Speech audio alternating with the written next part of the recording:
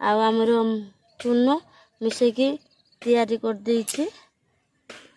माटी ए देखन तो लगे देबे आ एटा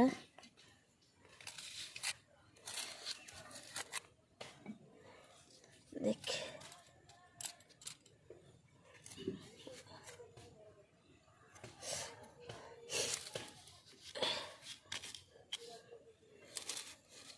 गछ मरी आसुथबो आ लगेबे माने आगो लगे रखिए देखल तो बाहर मुईटार तीनोटी पुई गछ लगेबे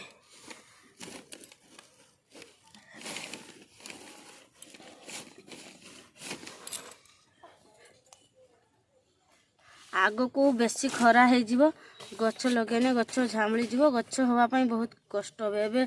शीत अच्छी काकर भी जोर पड़ुची आ लगेबे देखते केते सुंदर पुई लगे पुईर तो पानी कम नागे तबे एबे आसंतु कैमरामैन देखिबा गोटे जिनिस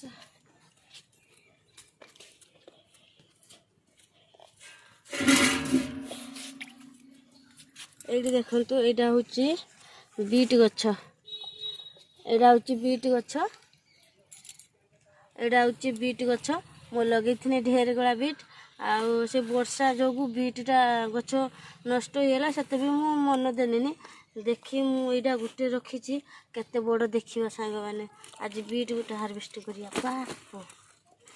देखते सांग मैंने भाभी नी ये गोटे बीट हो मैंने किसी भी देना